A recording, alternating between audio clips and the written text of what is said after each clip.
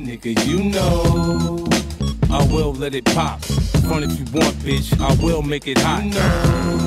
You think you ill, but you not. The one thing I would say though would be that we were very, very disappointed with was that we had a phone call yesterday from some of the national papers, you know, to say that Kildare had rang them in relation to the referee and Donegal cynical fouling, and that article appeared in a lot of the papers today, you know, and it's very disappointing. The referees I mentioned before, the National League, are under phenomenal pressure, you know, and Kieran McGuinness as a player was, you know, a phenomenal player, and he didn't cry and he didn't whinge, you know, and we weren't very impressed by that as a group today, to read that and to see that, and we hope, we're happy with the referee that he didn't take the bait.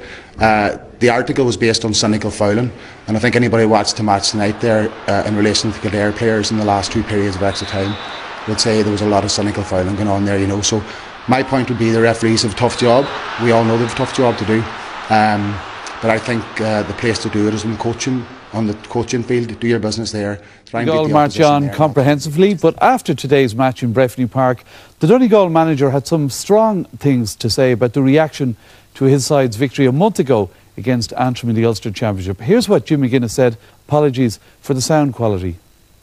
I suppose, I mean, there was a lot made of the Antrim game, you know, and we'd be very, very disappointed, you know, with a lot of the comments that came out after the Antrim game, you know. I suppose if somebody has an issue with the way Donegal play their football, or an issue with the way Jim McGuinness sets his teams up, I don't have a problem with that, you know, but we just felt after the game, you know, particularly with the man of the match in relation to Ryan Bradley that night on the Sunday game, that he was disrespected, and, you know, they were saying that, you know, there was no man of the match, and then they were giving the man of the match to Ryan, and then there was no man of the match, and, you know, if there's an issue with how we play or how we set ourselves up or tactics, you know, people are there, everybody's got an opinion, Darren, you know, there's no problem there, but when it becomes personal and people are being run down, you know, you know, it's my job, I have a duty of care to them players to look after them, and we just weren't happy that we were being disrespected, you know, and there was a comment made at the end of the programme last week as well in relation to the hurlers and then the footballers, and that was disrespectful as well, and I think Donegal at the minute with the media is a thing that, you know, you can poke fun at, you know.